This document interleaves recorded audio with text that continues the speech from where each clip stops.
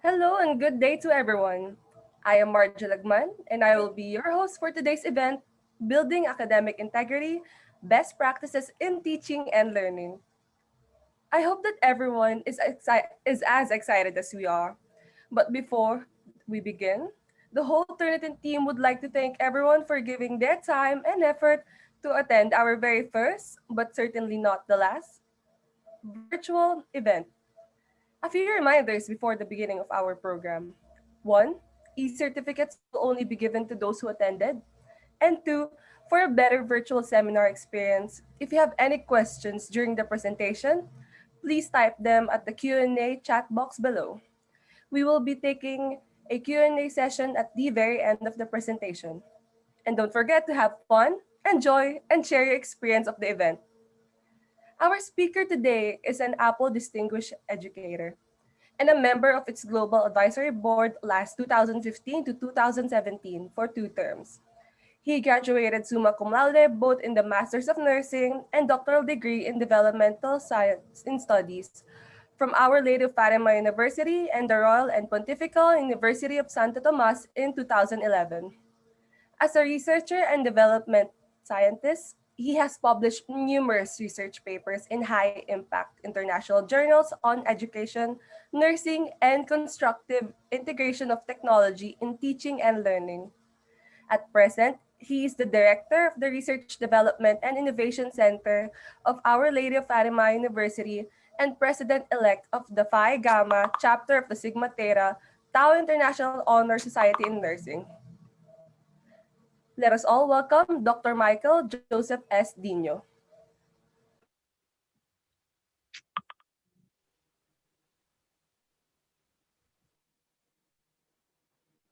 Hello, good morning, everyone, and thank you, Marjo, for that introduction. Okay, so a pleasant day to everyone, and I hope that everybody's safe and healthy wherever you are. My appreciation to Turnitin for the invitation, and thank you for attending our session. Your participation for this morning's program shows that you value academic integrity, and that is really amazing. So our journey so far is really incredible, but this pandemic is really challenging us to be more resilient, of course, but innovative. I'm Dr. MJ Dino. You can call me MJ from the Our Lady of Fatima University Research Development and Innovation Center. And in the next few minutes, so we are going to be journeying to explore the concept of academic integrity as practitioners, educators, and researchers. And I know this audience is quite diverse, but we are at the same page when it comes to our goal of being the best that we can be in these challenging times. My showcase this morning is entitled Academic Integrity Uncharted, and it will focus on four major themes: the trends, the threats, the tips, and the tricks to provide brevity and clarity of presentation. So for the trends, we will understand the rationale and vision for academic integrity in the academe. So identify current threats in academic integrity. We're going to explore that later. And I'll be sharing some ways on how we can foster a culture of integrity, and we'll share some best practices in our institution as academic leaders. The issue on academic integrity is receiving a lot of attention in the academic and research communities. So firstly, let's talk about the different trends. It is clever to note that educators nowadays are venturing into uncharted waters, I should say. And there are some gray areas on what will happen next. When will this pandemic end and when we will resume our in-person classes? There's only one thing that I know for sure: learning should and must continue. And teachers must navigate learning even this time of the uncertainty. Now more than ever, educators must maintain our TLC for our students. So by TLC, I mean tender loving care for our students, especially in these challenging times, because a lot of students are experiencing a myriad of stress and anxiety, and so are our teachers and academic staff. It is also the best time for teachers to recalibrate our pledge, to offer our time, love, and commitment to the profession as educators, researchers, or academic leaders. And just like our frontliners, we are the heroes of the present time. We believe that learning is a lifelong process, and we offer our teaching, learning to our students. And as researchers, this is also the perfect time for us to do scholarly work for the quality assurance and eventually share and communicate our research findings to the academic community. The concept of academic integrity is not new to us. I know everybody will agree with that. And the term was first coined in the Ming Dynasty in China to describe the practice of truth and information exchange. So during that time, those who violated the law are persecuted through imprisonment or death sentence.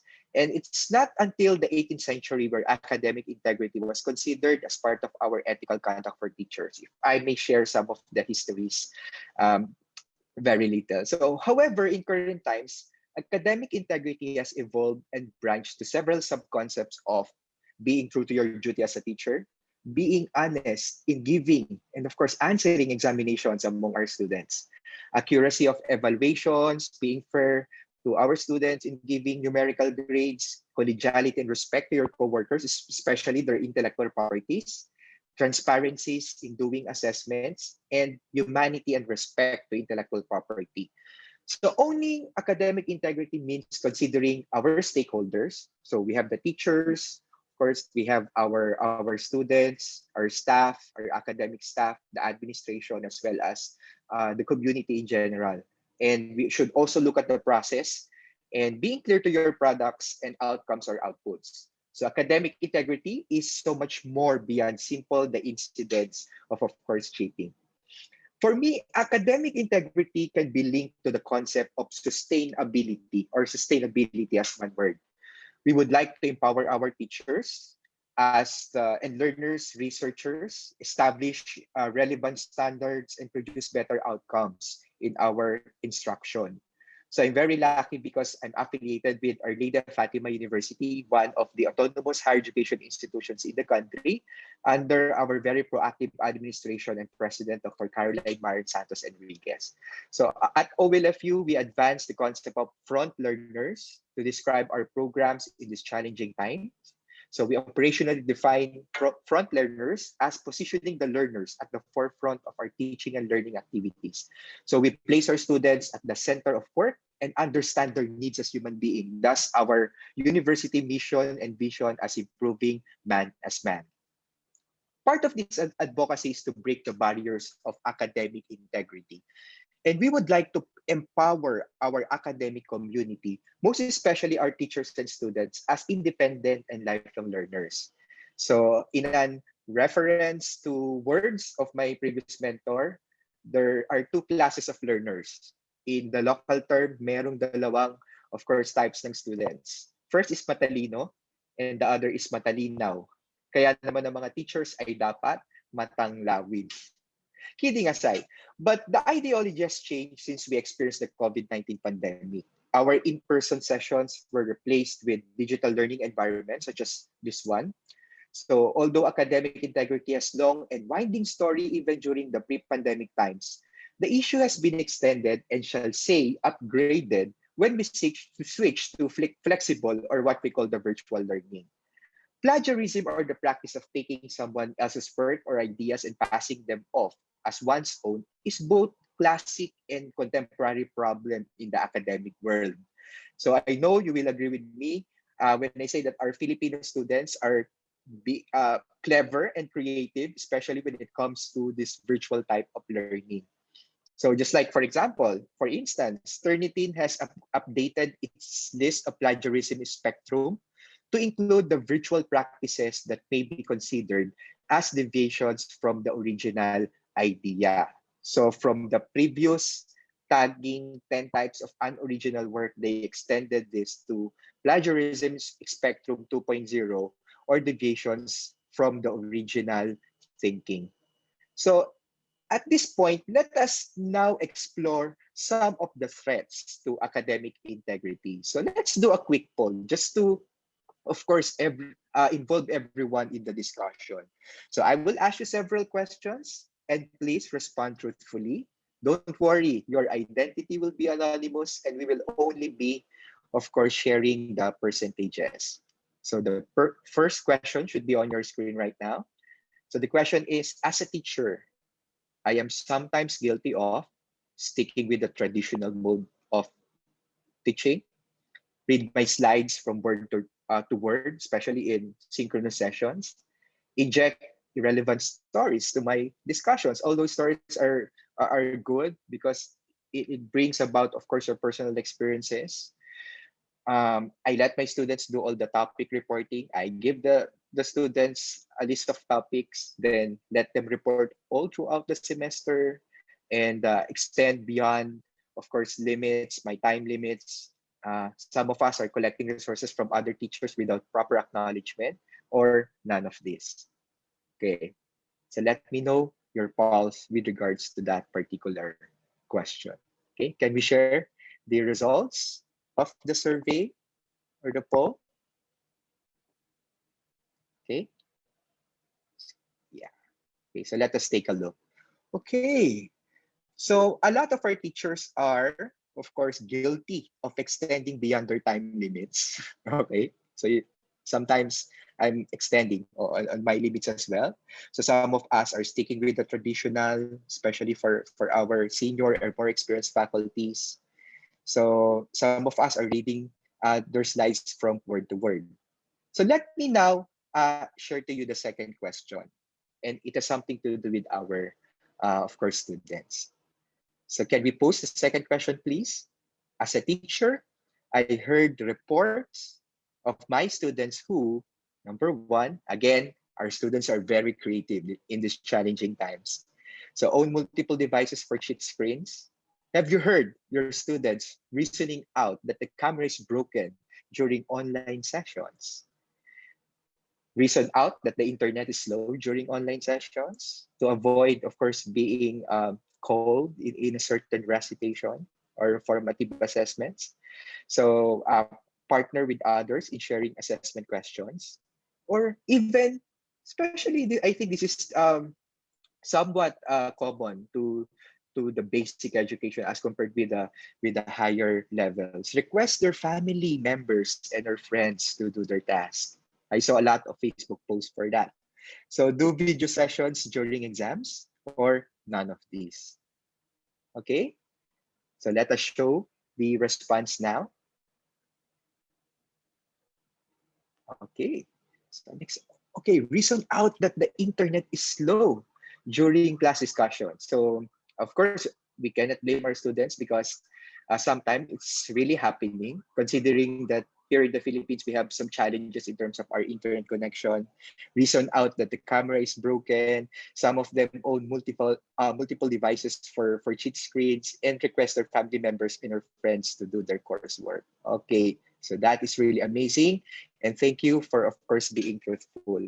The responses from the previous questions are based from the pages of the current literature as far as academic integrity is concerned. And we consider this as the teacher behavior threats to academic integrity or to achieve academic integrity. We have teachers who are considered prehistoric, who don't want to go beyond their comfort zones, and they are comfortable of doing the paper test, which is very impossible for now. They do traditional lecture 100% one way. Some are text to speech, just reading their slides, slide by slide. Some of us are autobiographer, 1% teaching, and 99% life stories. Some of us are spectators. Students reports while teachers sit and relax. Others are over enthusiastic, extends lecture, information overload. Okay. And the other one is the grab good driver. So these teachers are really fond of collecting resources from other teachers, claiming as own and presenting to his or her own class. There are also studies about student behavior, and I consider this as the student behavior threats. So, and you will notice that most of them just emerge during these pandemic times. So one of which is the digital consumer student. They own several devices at cheat screen. Some are camera shy, who doesn't work, doesn't to always mention that their camera doesn't work to keep cheating hidden. Okay, the pinetquio, I call it the pinetquio, pretending to have poor internet to escape recitations, but the truth is they have stable connections. The Batman and the Robin, friends who are leaking assessment information, or the transformer, those students who are requesting their family and friends to do the coursework, or the teleconferencer students, or synchronously doing sessions during assessment or examination time. So the question that I would like to advance now is, how can we become agents of change in promoting academic integrity? So let me share to you some of these tips from my own personal experience as an academic leader, and of course, based from the pages of the literature. So Mukherjee et al. Advances that the concept of reframing is a potential solution to augment some of these threats to academic integrity. So it involves challenging current assumptions, right, that we are experiencing pandemic, thinking future possibilities. So if this is the new normal, what are we going to do in the next few years? And of course, thinking fresh. Don't forget to embrace innovation and things that may come your way. So it covers the TLC areas, namely the teaching, the learning, and communicating our scholarly work.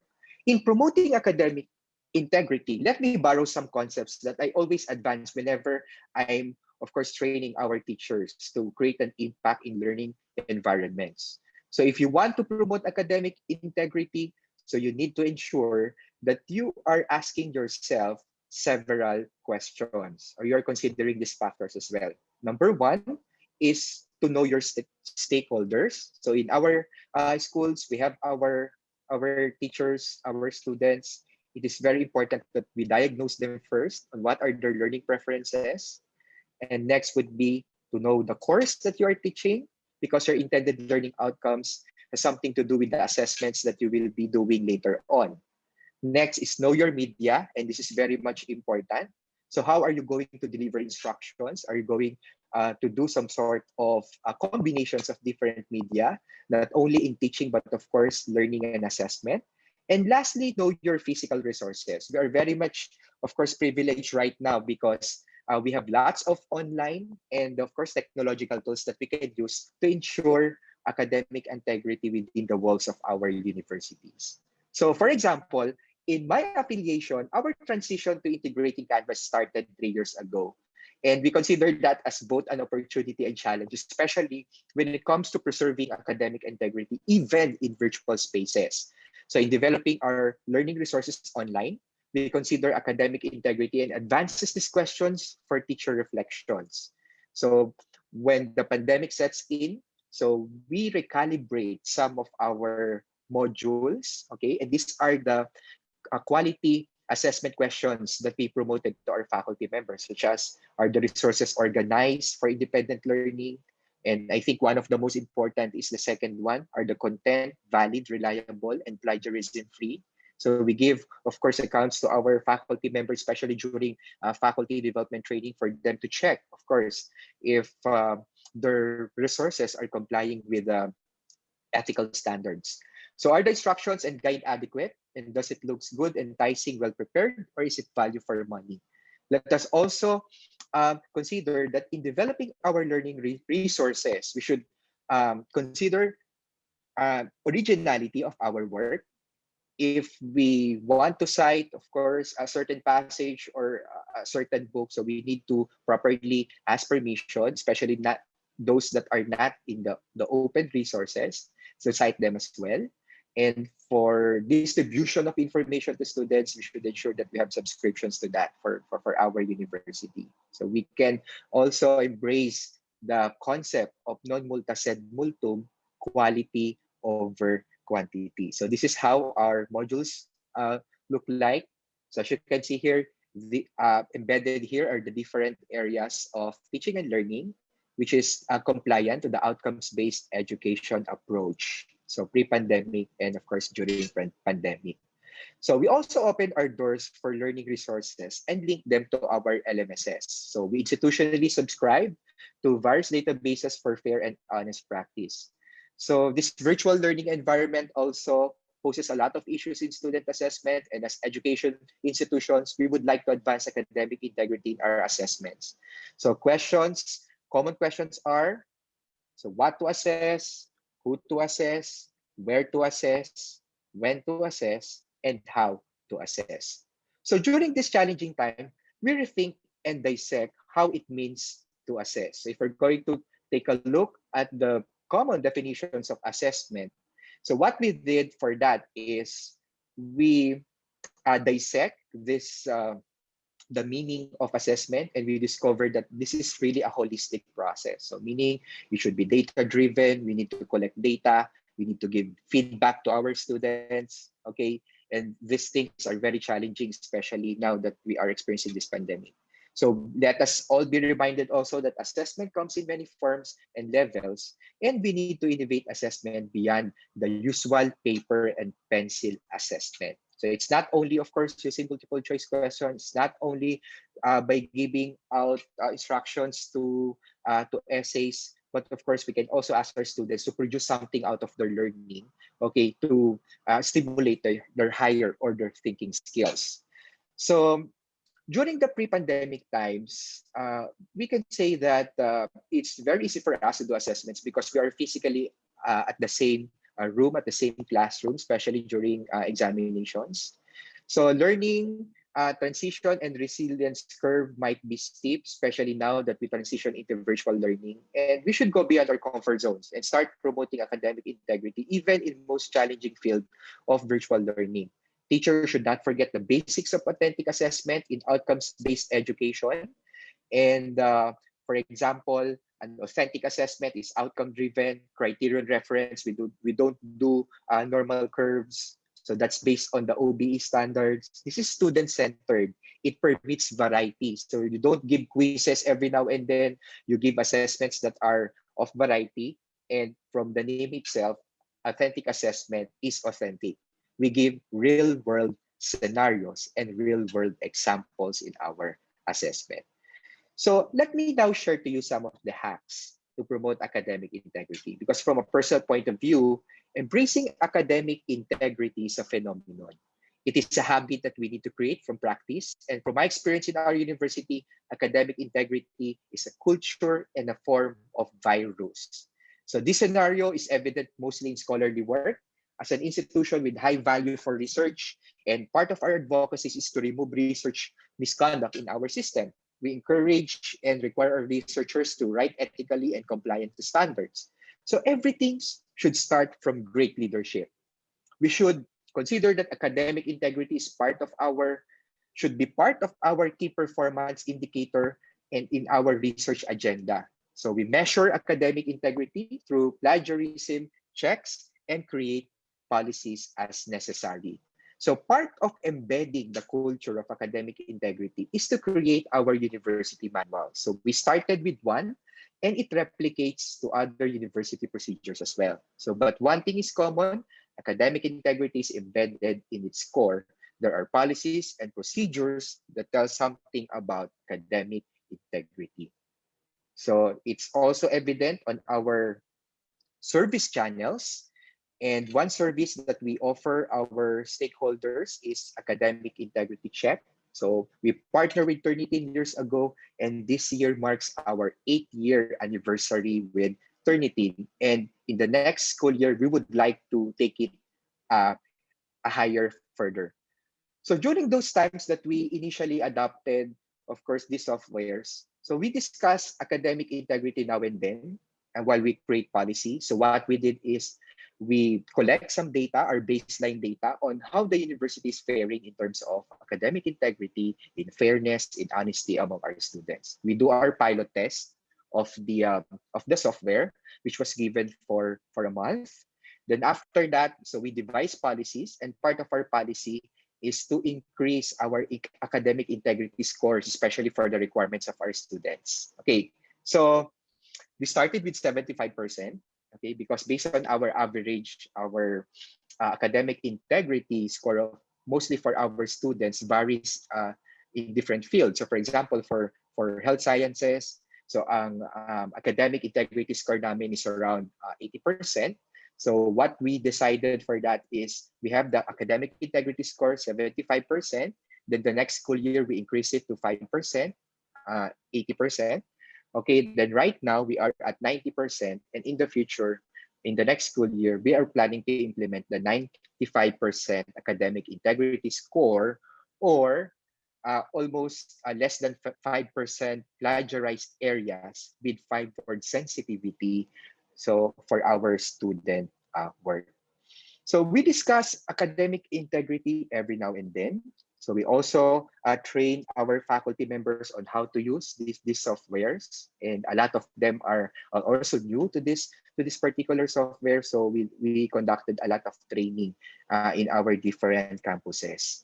So another thing that I would like to share with you in imbibing a culture of academic integrity are the three main factors that might, of course, change the culture in a certain university. And I call it the caput, the core, and the menus. So caput is the mind, it means the brain.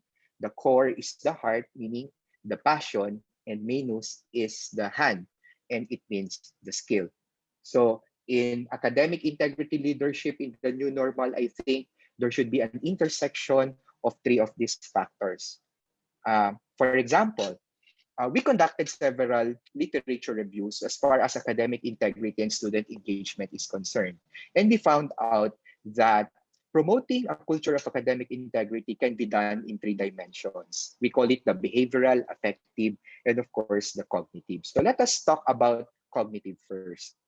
In promoting academic integrity, we need to ensure that our students are learning in the process and we are assessing the students fairly. So just like, for example, in outcomes-based education, we know that our intended learning outcomes that we created at the start of the instruction is the determinant of our teaching learning activities and, of course, assessment tasks. So we created our table of specifications to make sure that these intended learning outcomes are aligned, of course, with the assessments that we are giving to our students. So considering that we are a higher education institutions and board examinations are very much common, okay?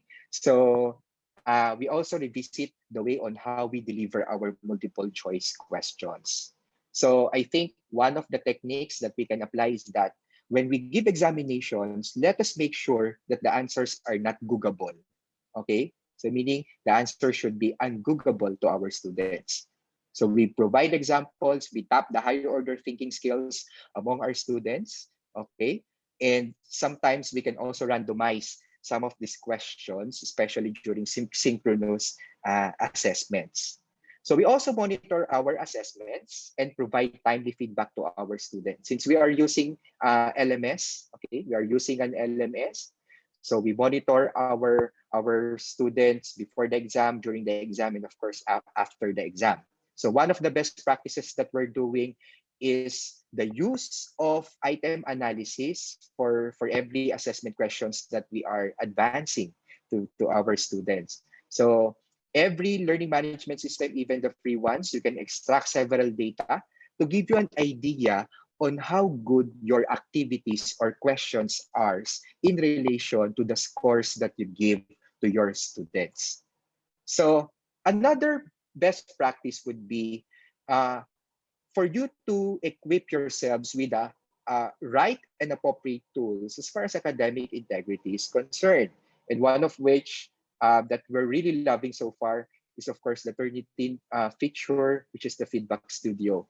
And hopefully this year we can integrate it into our learning management system so that we can have a one-stop access for our students in terms of their learning assessments, because previously we write on the papers of our students, but right now because this is virtual, so we can of course put there some notes to our students for their improvement. We can do chats, we can do quick marks, and to grade our speakers as well.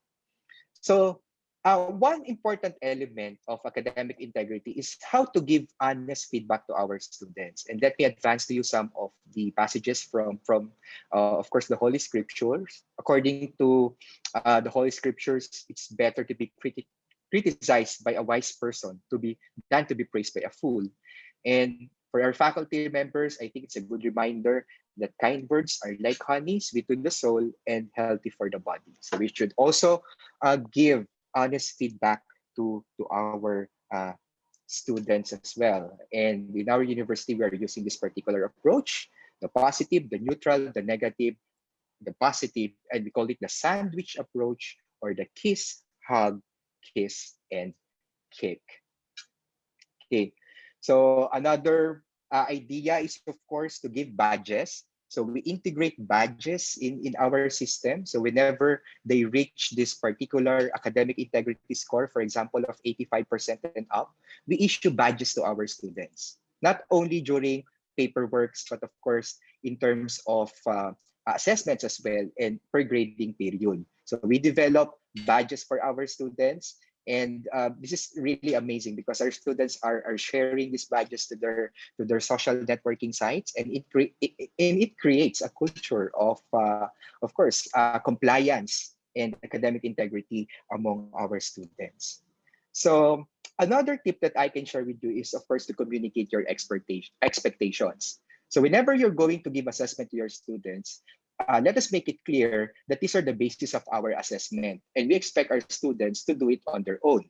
Just like, for example, right now, because I'm taking my second PhD at Johns Hopkins University, so whenever we send our paperworks and upload it for Turnitin, so we always write the passages on my honor. I pledge that I have neither given nor received any unauthorized assistance on this paper. Okay? And of course, for policies and standards, we created this higher education learning continuity plan for 2020-2021. So this is some sort of a primer that mentions all our expectations for our stakeholders, the staff, the teachers, as well as for the students. And a very crucial part of this primer for higher education is our compliance to academic integrity, as well as the softwares that we are using. So included in this learning continuity plan is our further, of course, communication and networking with the Turnitin team for us to further improve our programs. And hopefully this year, we're going to integrate it on our learning management system. Okay, in summary, we cover the timely, trending, and trailblazing approaches in promoting academic integrity. And as you can see, the possibilities are really endless. 30 minutes is not enough for us to talk about and chat and explore the issues of academic integrity. But let me share to you some inspiring quotes and tweets that I came across, which I think it showcases the very essence of academic integrity. I was too worried about the grades, and I should have been more worried about learning. So that is according to the former US First Lady Michelle Obama. And just like days ago, so I'm following this guy who's actually who did no who contributed to some technology as far as space exploration is concerned. So, and he said, I got a 2.4 GPA my first semester in college. Thought maybe I wasn't cut out for engineering. Today, I'm landing two spacecraft on Mars and designing one for the moon. STEM is hard for everyone. Grades ultimately aren't what it matters. Curiosity and persistence matters. We are promoting academic integrity not to brand our students and tag them with numerical grades. Our main goal is from them or for them to embrace higher order thinking and use them as life skill to be better servants for tomorrow. So with that, thank you very much and stay safe, happy, and healthy, everyone.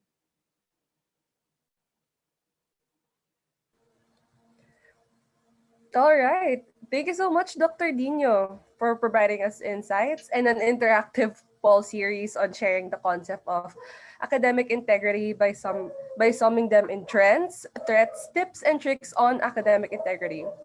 I hope that everyone enjoyed Dr. Dino's presentation and that we're thrilled to hear the next speaker. Before we continue with our next speaker, though, we will be having a short break.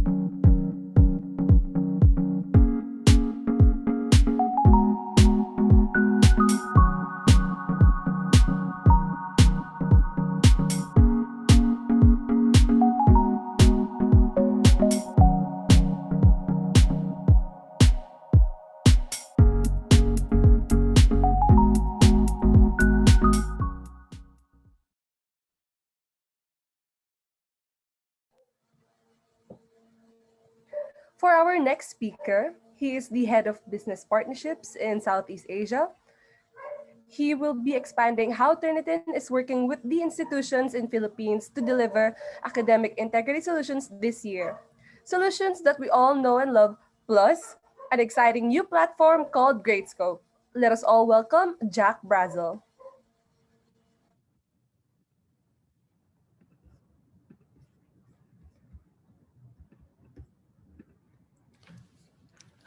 Ladies and gentlemen, good morning, and thank you very much, Dr. Diño, for that presentation. And it was great to see the progress that Our Lady of Fatima has made during this time. So for Turnitin, we're excited to finally be in the Philippines. I was in the Philippines right at the start of the first lockdown when the president locked down Metro Manila. But during 2020, we've definitely been very busy working remotely and helping our customers deal with the challenges of COVID. But I want to touch upon the last 5 years. What we could see in the Philippines was that there was a large amount of ambition from every university that I spoke to in the areas of quality assurance. And there was a really big drive to increase the publication rates. And of course, what we've been seeing is universities rapidly modernizing with implementations of learning management systems and other educational technology to help universities deal with the change. So after those 5 years, what we could see was that we really wanted to help Philippine universities deal with the challenges of COVID-19. And we could understand that there was greater recognition from customers that they wanted to undertake plagiarism checking in lower level scores. So we would like to thank the efforts of LibTech, our previous reseller, as they did invaluable work. But I'm really excited to announce the team that is in the region that will be directly taking care of you. So we've actually got two teams, the customer growth team and the new business team. So the customer growth team role is to ensure that you're gaining happiness out of our product. And what that is to do is to ensure that you're getting maximum usage and maximum value. So we have Yavita Marlena, our senior customer growth manager, based out of Jakarta, and she's supported by two excellent team members, Rose Cristomano, based in Manila, who is the account manager, and Nina Victorio, who is the professional educations and services consultant. Within my new business team, myself, Jack Brazel, head of business partnerships.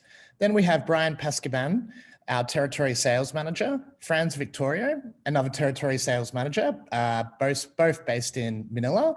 And we have Marjo Lagman, our MC for today. She's a sales development representative. And excuse me, Joe, we have Joe Panagon, our territory sales manager for Cebu. So I really want to touch upon Turnitin's global mission. And we have a very large scope, and that is to ensure the integrity of global education and research. And how we do that is that we wanted to empower educators to create more learning opportunities and ensure academic integrity and help students build original thinking skills. To put simply, what we want to do in the Philippines is we want to preserve those integrity gains that you've made over the last few years, but we want to help expand that and build students into students of integrity. And we're going to do that through the new platforms that we're going to introduce to the market that will help both the students and the educators. So when we talk about original thinking skills, we believe that it's not something that students are born with, but rather instructors develop them. And what we see through that is the idea of teaching integrity. So integrity is a skill that you are not born with. And we need instructors to teach the definition and also the value of what originality is. And of course, with the challenges of COVID, students still need to be able to receive fair and fast evaluation so that they know where they stand with their own work.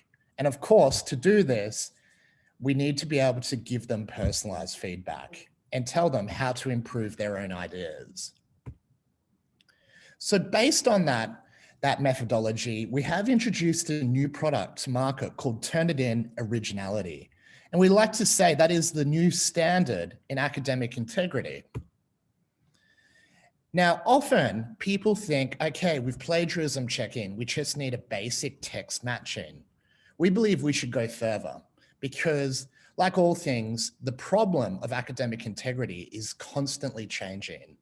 And what we've designed is an easy to use software panel that can actually go deep into the document and provide really big insights to the instructors and the students to support their academic journey. So some of the things that we will do is actually we will provide a similarity score that of course you all know about, but we go a bit further than that. We look at the metadata of the article and we might be able to see if there's some telling signs that perhaps the student did not write that. And we can also look at future ways of plagiarism like text spinners and more complex ways of how students are responding to plagiarism. But of course, what our products are always designed to do, it's always about the positive student growth. And how we do that is we want to be able to give data points and dashboards to all areas of the university so that we can actually grow the student and improve their academic writing capability. So now I'm just going to cross over into a video on another new product called Gradescope that we are launching in the market.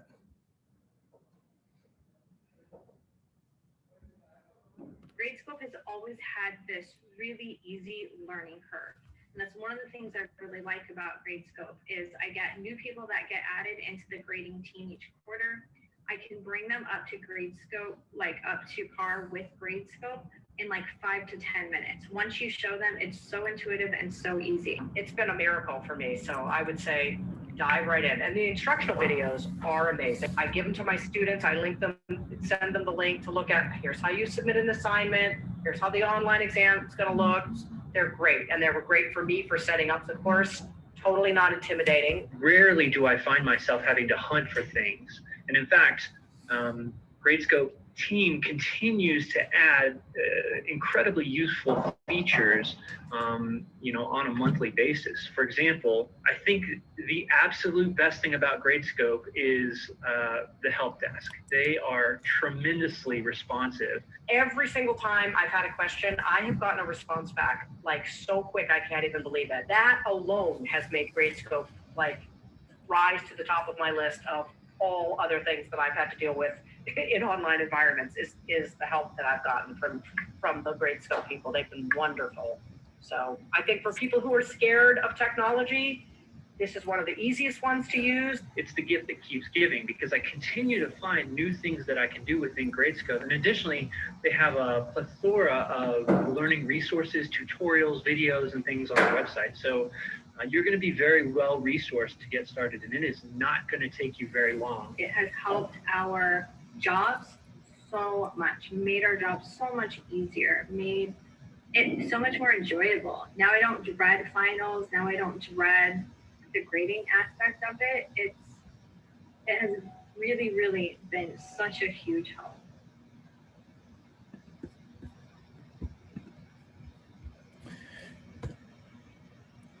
So let's talk about Gradescope. So Gradescope was an acquisition of Turnitin, and Gradescope was a tool developed at Berkeley University in the United States. And we are launching this product into the Philippines.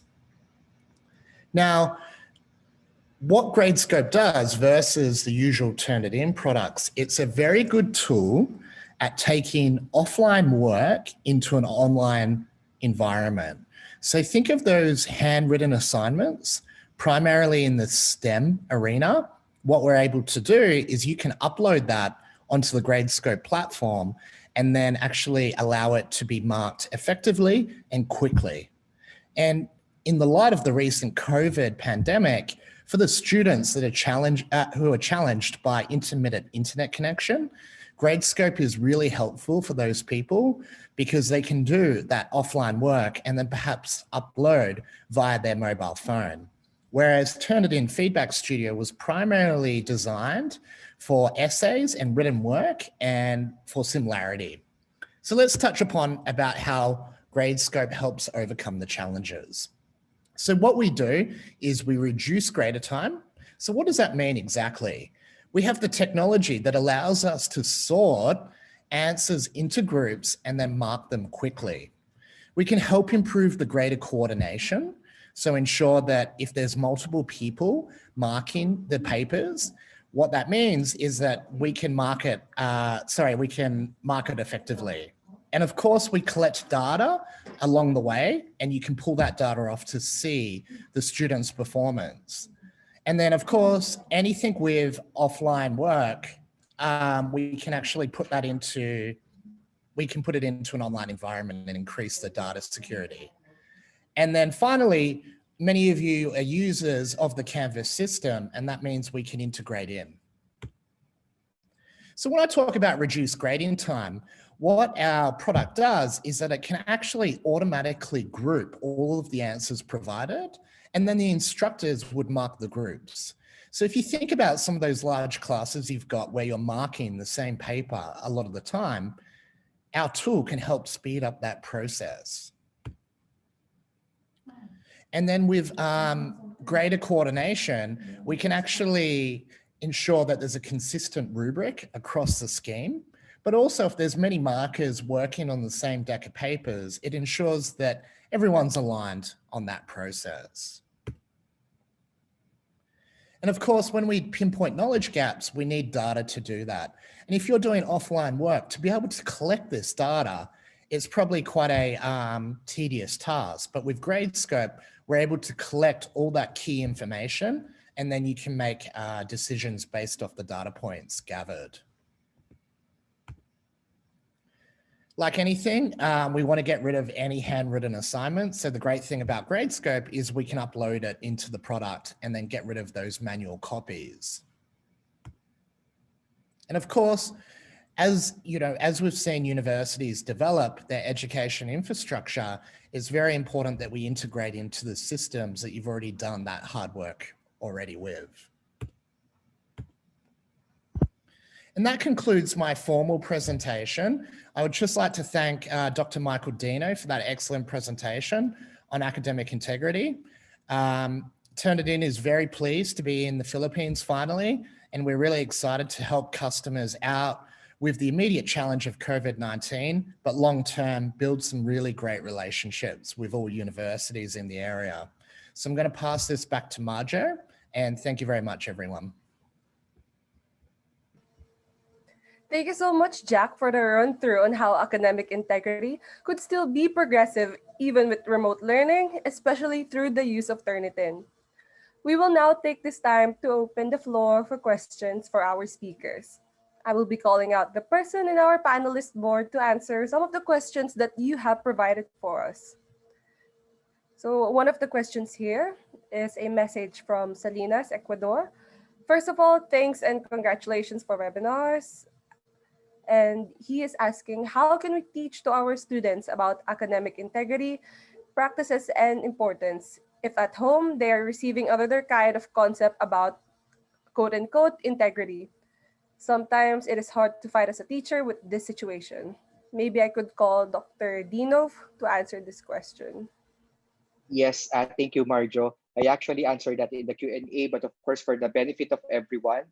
So in imbibing academic integrity, in the culture of our students, we use several approaches. The first one is what we call the desensitization. Okay, so desensitization is a gradual exposure of a person to a frightening experience or object. Just like, for example, if that student is used to submitting not original work, so it will take some time before they can adapt to a certain practice, and that is true in terms of course, sociology. So what we can do is to promote rewards and recognition to the students for everything or every good thing or improvement that they are doing. So virtually, we can do that by sharing badges to our students. And yeah, that I think that would be a good intervention that we can do. We can give rewards and recognition to students for every achievement that they are, or improvement that they have. And of course, we give rewards to students and gradually expose them to the culture that we want them to imbibe. Thank you so much, Dr. Dino. Actually, we have a follow-up question for that one. What Sure. educational perspective would you recommend teachers should have at this point, taking into consideration the pandemic and the poor online service that we have in the country? Very good. That's a very good question. So I think one of the principles that we can embrace right now would be the innovative mindset. Okay, and as we can see, for example, here in the Philippines, we are experiencing a lot of challenges being a third world country, and in terms of challenges in terms of our technology. So what we did in our university is before we implement a certain pedagogical approach, a certain technology, or a certain software that we would like to integrate in our LMS. So we made sure that we do pilot testing first, or we get the baseline data from our students. So I think one excellent example is the study that we conducted about technological competency among teachers and technology literacy and the availability of gadgets for our students. So it's an eye opener for us, because Our Lady of Fatima University, so we cater to all kinds of students. We have those students at the upper, of course, levels of hierarchy. We have students who are, of course, at the average level of poverty, etc. So we cater to a diverse group of students. So what we did is we did the survey. So we identified the devices that they're using and also their internet connections. And we found out, it's an eye opener for us, that 60% of our students don't have their own laptops. So we use that data to inform our decisions and policies. So whenever we would like to create a certain resource, we need to make sure that these are available or compatible in terms of their mobile devices. Because again, 60% of our students don't have their own laptops. They only have, of course, mobile phones. And in terms of the problem in internet connection, we partnered with telco companies in the Philippines. So we partnered with two telco companies, and it's good that they provided us, of course, special rates for our students. So we distribute these packages to our students through our registrars team. So the cost of the data subscription is much lower. I think around 20 to 30% lower as compared with that of in the market. So evidence-based decision making. So you don't just implement a certain tool, a certain software. So you make sure that you test it first, because it's not a cookie cutter approach that whatever is effective in our university can be effective in your institution as well. So you need to look for the perfect fit. Thank you so much, Dr. Dino. We have actually another follow-up question for you. So this one is from Sir Richard. He says, "Thank you, Dr. Dino, for your insightful and thought-provoking talk. The advent of technology has facilitated and promoted academic integrity in ways more than one. However, it has likewise interfered with it. Given the digital era and the types of learners we have in this era, how do you think the seeming paradox technology brings be reconciled in the light of academic integrity?" Uh, Marjo, can you please repeat the last one, because I think I didn't catch that. Okay, so given the digital era and the types of learners we have in this era, how do you think the seeming paradox technology, oops, sorry, brings be reconciled in the light of academic integrity?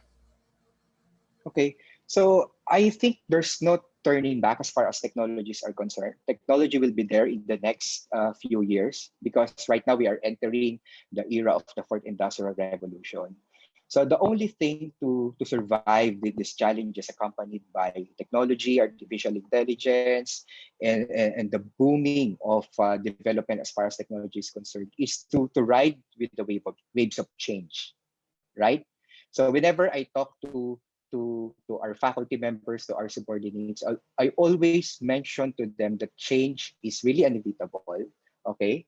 And change is a continuous process. But in change, there are challenges, but we have a chance to have a choice. So it's either you'll be left behind, of course, the wagon, or you adapt to the changes, which is constantly happening, especially in the academic settings. All right, thank you so much, Dr. Dino. So I will be reading other questions that will be related to Turnitin. So there's one anonymous attendee that asked, we are already using Turnitin in the university. What is the best way to interpret the similarity percentages that are generated for our students' papers? Is there a percentage that is acceptable since direct quotations and similar phrasing are not necessarily plagiarism? I think it is best to call Jack for this question.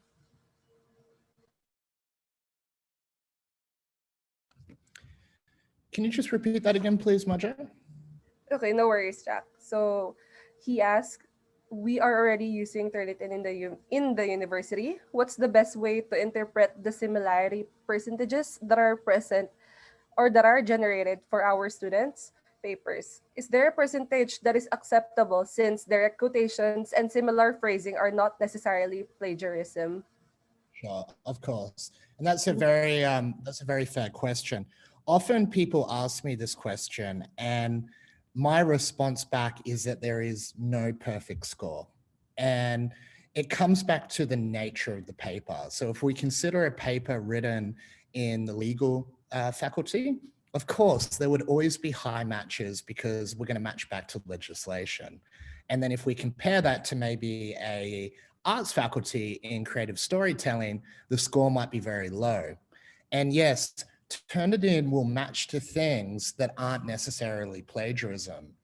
So my advice would be to actually look at the paper, look at the matches, and make an interpretation based off what's been matched against.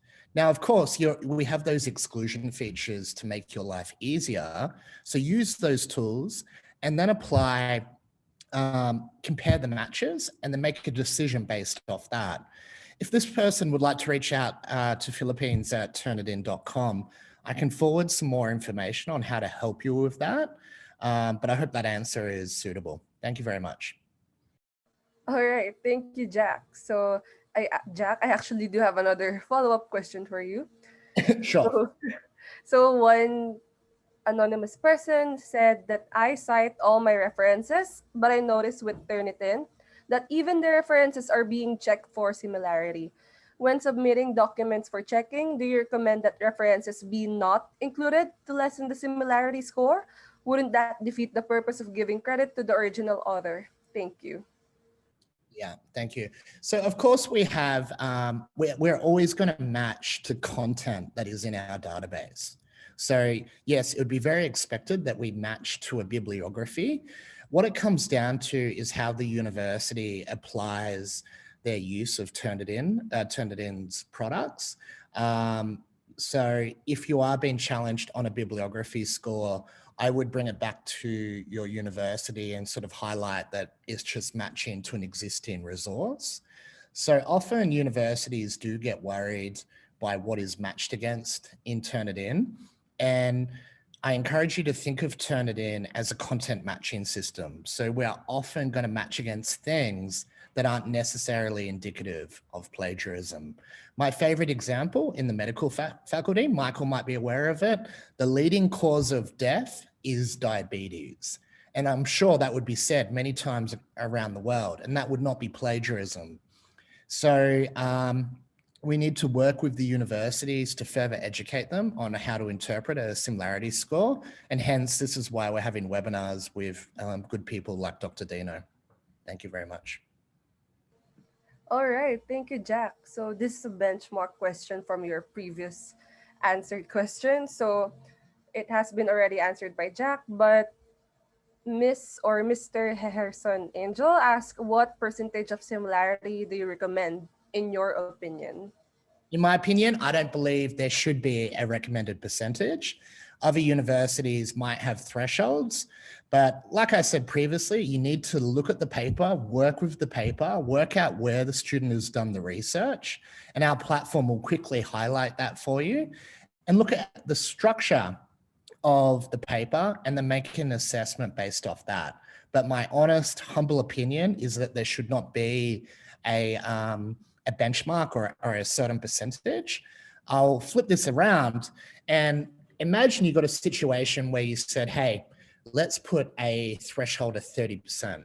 And what happens if a student copied 30% of their paper and you got a 30% score? They gained an unfair advantage. And I don't believe that that's fair assessment. So have a think about that. And also remember, a student getting 0% is also not a good thing, right? Because mostly students, they're not working with new things. So they're going to match against relevant sources. It comes back to the structure and the quality of the writing. Thank you very much. Thank you so much, Jack. Actually, someone asked if Dr. Dino could give their opinions on what do you think the percentage should be for Turnitin plagiarism? Yes, I actually agree with what Jack have said. There's no a cookie cutter approach again in terms of the numbers. So what we did in our university is we do a baseline assessment first, okay? Because we cannot improve it if we cannot measure it, right? So from the baseline assessments, we do some sort of statistics, then we define our baseline data. Then from that, we decide what will be the next cut off, etc. However, what we love about Turnitin is we can exclude some terms that we considered should not be included in the similarity checking, right? So for example, for the references, we remove the references. We can also adjust sensitivity of the assessments based on the field where the students are in. For example, in terms of the legal, in history. So sometimes we check on that. But in terms of literaries, in terms of the social sciences and health sciences, so we accept most of the sensitivities from 4 words, 5 words, 6 words, or 3 words, depending on the case or field of the student. All right, thank you so much, Dr. Dino. So let us revert back to some features of Turnitin. One actually asked, has Turnitin considered the Filipino language in detection? I think Yes, Jack.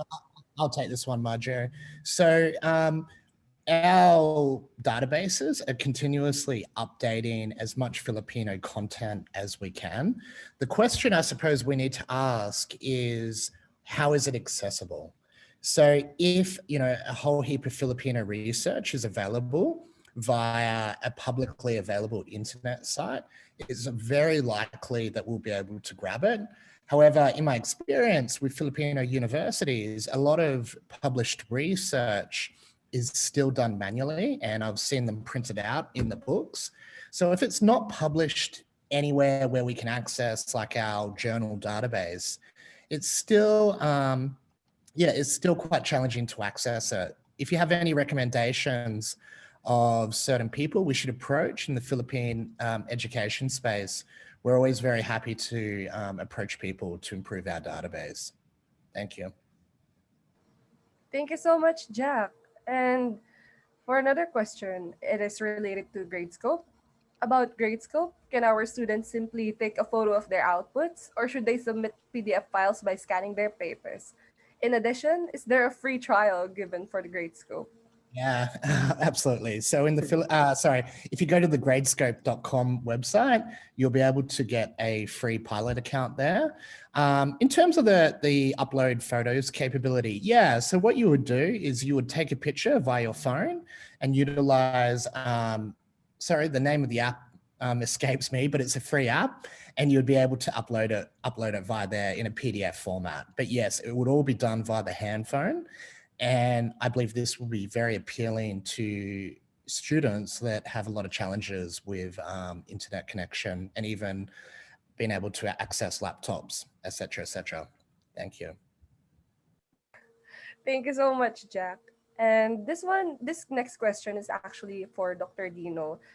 Since he has mentioned earlier, there are different types of students, there are different types of learners. But one actually asked a really good question. How do you approach the student who you suspect may have committed academic dishonesty? Yes, Okay, so sir. again, I'm going to advance again the use of data, the use of evidence-based practice, because I think suspicions will just be suspicions at the end of the day. Okay, so whenever you want to, of course, tell the student that he or she is doing that, so I think you need a good number of evidence, right? So in our university, we are coordinating with our Center for Guidance Services, who are creating the policies as far as these violations are concerned. And they are working on ways on how we can validate that the students really cheat during this virtual learning environments. Thank you so much, Dr. Dino. This one question you actually already have answered, but I think it's really good for people to learn as well. So Adrian asked, "Hi, Dr. Dino. How can we make synchronous and asynchronous learning not to be burdensome to our students? Also, can you suggest ways to, sorry, to simulate fun learning given our distance learning setup without compromising academic integrity? Thank you and more power." Yes, that's a very good question, actually. So there are some literatures that says the most appropriate approach for blended learning would be the 70-30, or the one third for synchronous learning and two-thirds for asynchronous learning. So all our calculations in the university as far as um, data consumption is concerned is based on that 70-30%. Because, for example, if previously we are having synchronous classes in the classroom for 3 hours, we cannot do this right now, because some of our students are taking several courses, right? Some of them are taking 12 units, 21 units. So we cannot be online for full day. Okay, we cannot be online for full day because it will eat up the data of the students, and they will pay as much as more than what is expected, not only for their matriculations, but of course for the data that they will be needing for the online classes. So we use 70-30%, and uh, we also take a look at our modules, because our modules should complement our synchronous sessions, right? So those things that can be independently learned by the students are given as modules, but with appropriate instructions and directions to guide the students during their independent learning. So we focus our synchronous sessions for activities of the students. If they have questions, to reiterate some concepts that are considered must knows in their field. And yeah, so we just focus the most important concepts as far as synchronous learning is concerned, and we blend it with the modules that we're giving our students. Just like, for example, in one of my courses, nursing informatics, we give them laboratory works, and we also schedule what we call the live talks. Okay, the live talks to maximum of 1.5 hours per week for that particular course. But previously, it is being offered as a 4-unit course, and for our classes for that matter. So this is really it has something to do with of course adapting to the needs of the present time. Thank you, Dr. Dino. I do have another question for you. This is a Uh, follow-up from our... Oh, sorry, Jack. I just want to add to one of my comments before. I've just been informed that we will soon have a application for Gradescope, so everything would be done within the application. Apologies for interrupting. Cheers. No worries. Cheers, mate. No worries. And sorry, Dr. Dino, reverting back to what I was saying. So one actually asked, what if there is an evidence that a student has committed academic integrity and that the student actually confessed to doing it? How would you recommend handling the situation? Thank you. Sorry. The good thing about institutions, academic institutions right now, is that they have this specific office that handles this kind of incidences. So in our university, whenever we have evidences or something that we can report, okay, so we course it through the Center for Guidance Services. So we actually refer the case to them, because they are the best, no? So they are the best department who can handle this. But since last year, I think I only reported one case of plagiarism, okay, during for the research subject, or the research requirements that they submitted for that particular semester. Yeah. So as a teacher, we should also give a good example to our students. We should always remind our students the value of submitting the original work. And that's the purpose of learning anyway, right? So we are in the academic setting. So it's okay for you to, it's okay not to be okay sometimes in submitting our work. And this is where we learn, right? So this is where we learn. And I always tell my students and faculty, regardless whether we have Turnitin or not, you know in yourself if you committed plagiarism. So it's between you and God, right? So we use Turnitin not to look for errors uh, from our students, but of course to promote academic integrity. So we always mention that during orientation. We have this Turnitin because we want you to improve the way you do your course assessments, your outputs. So we're not we didn't subscribe to Turnitin to look errors on your work. We would like you to improve. So that's the purpose. I totally agree with you, Dr. Dino. For the next question, this will actually be answered by Jack.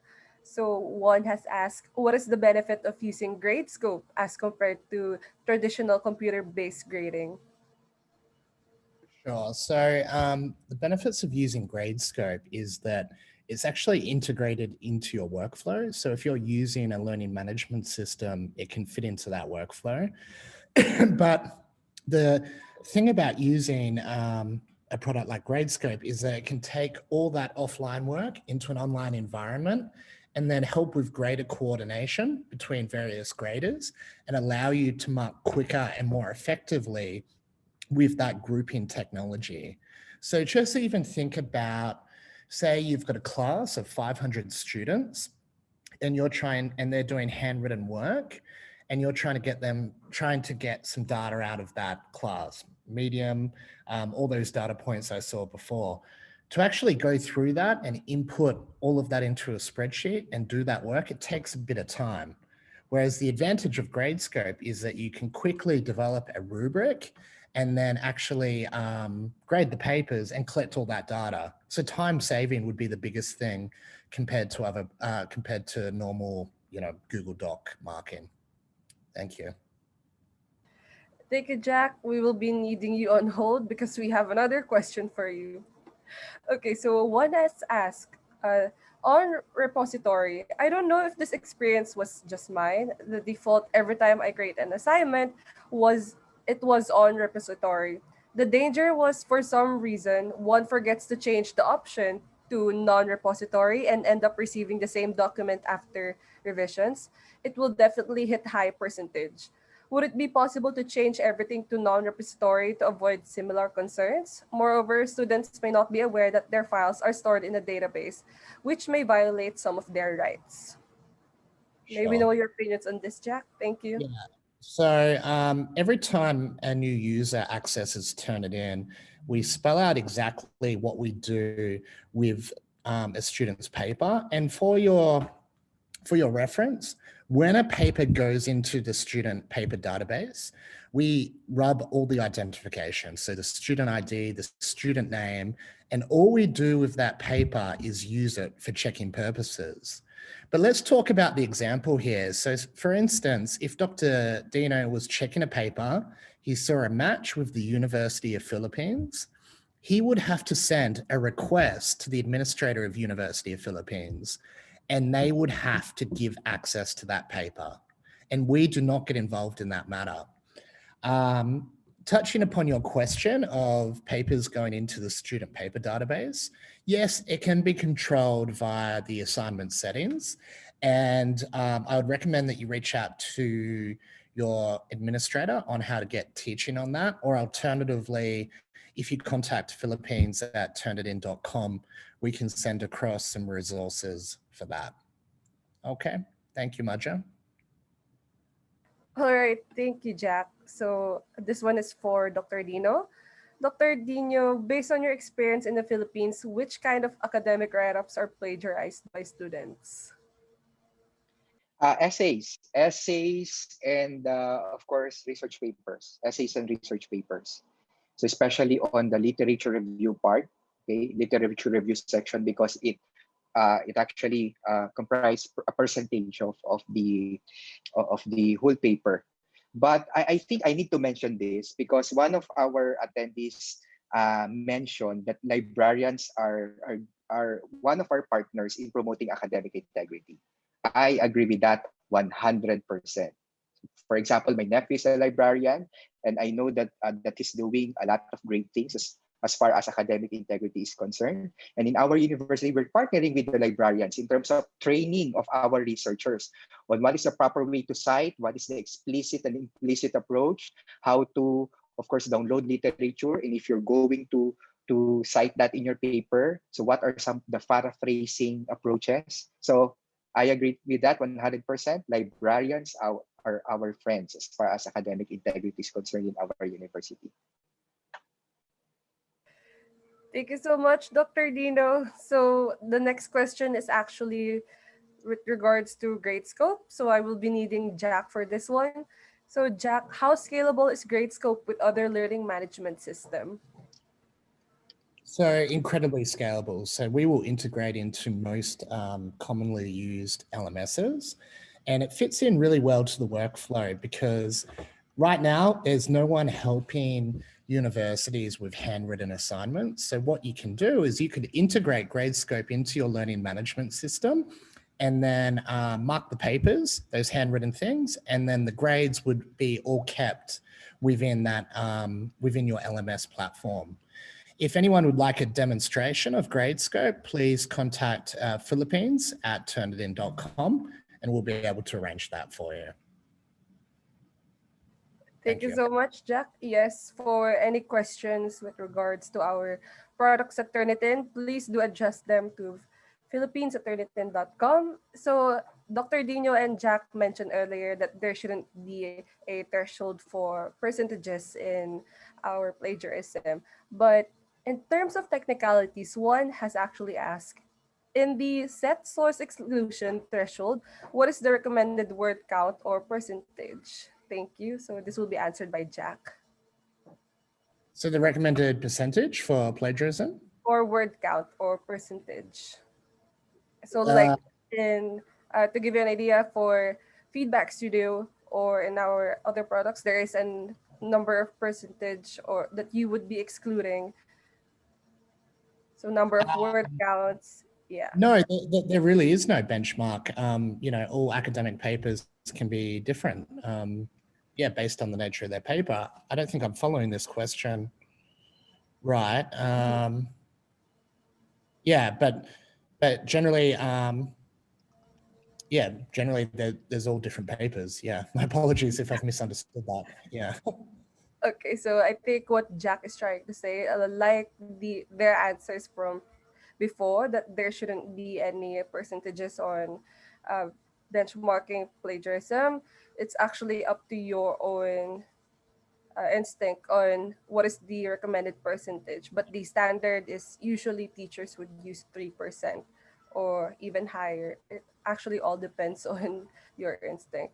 So thank you, Jack. So we actually have one clarification kind of question. Maybe know why Turnitin remove the student choice repository. It is cited here. Yeah, so why, may we know why Turnitin removed the student choice repository? Well, look, Maybe to clarify this one for the one yeah. that passed. Yeah. So I'm going to assume we're talking about the student paper repository. So collusion is always a big problem in the battle against, you know, maintaining academic integrity. It's a regular feature of matches in universities. So my advice would be, if you're really struggling with the student paper database, reach out to Philippines at turnitin.com and we can give a quick refresher to avoid the papers going into the database. But yes, that will always be a feature of Turnitin. Okay. All right, thank you, Jack. So I am checking the Q&A chat box, and some of the questions here are leaning towards for Dr. Dino. So there is one anonymous question. I think this will be our last one. We have some teachers who do not practice tips number 2, 3, and 5. And we as students find it difficult to build a concept on making responses. We are trying to reach them, but we receive nothing aside from being ignored and scolded for not understanding the instruction. How can we deal with this? Thank you. Okay, so one important component of promoting academic integrity culture is communication, right? Because that's the only way that we can share our message, okay, from the university point of view, of course, to the stakeholders, our students, our faculty members. So for me, communication is very much important. If there's a breakage or if there's a hindrance in terms of communication, I think it's also the responsibility of educational institutions to reach out to students of what went wrong, okay, of what went wrong uh, in terms of course, the students. So in that case, so we have the contact numbers of our students. So we comply with the Data Privacy Act, and we communicate, of course, to our students if we need to communicate with them, if we want to know what really went wrong, especially this time of the pandemic. So for example, we have a case wherein one of our students contacted COVID and we never heard of him. So what we did is we called the parents. Then that's the only thing that we found out, that the students have contacted COVID. So what we did is um, we understand the case of the students, and we give coursework after, okay, that student recovered from the disease. Okay, thank you, Dr. Dino. Based from our time, I think we still have a few minutes left to answer one more question. So the last question is to Jack. Can we add a feature for Turnitin for school administrators being able to manage the contents of their repositories? I can certainly pass on any feedback to our product management team around this area. So if you can type up your request at philippines@turnitin.com, I can make sure it can get to the right people. But I do expect in the near future, we will see developments, let's call it improvements on helping manage your internal database. But yeah, please send me a personal message. Okay. Okay, thank you so much, Jack. And I think that concludes the Q&A session of our webinar. So if you do have any questions for Dr. MJ Dino, you can contact him through his email address that he will be providing in the chat box. As for questions regarding Turnitin, you may contact us through philippines@turnitin.com. We will be answering you through our representatives. So to give you guys a wrap up of what has happened today, first, our special guest speaker, Dr. Dino, explained to us the different tips and tricks on handling academic integrity online. Then our very own head of business partnerships, Jack Brazel, provided us solutions in delivering academic integrity and gave us a brief overview of our newest product, Gradescope. Then we had our interactive Q&A session. Again, if you have any questions, you may send them at philippines@turnitin.com. But if you wish to address Dr. Dino, he will be providing his email address in the chat box. Thank you all so much for joining today's webinar. E-certificates will be sent out after the session has concluded. Please note that this may take a day or two to reach you, but we assure you that it will. Once again, I am Marja Lagman, and it was fun being your host for today. I hope that you could send us your reactions, suggestions, and other feedbacks to our email as well. Till our next webinar.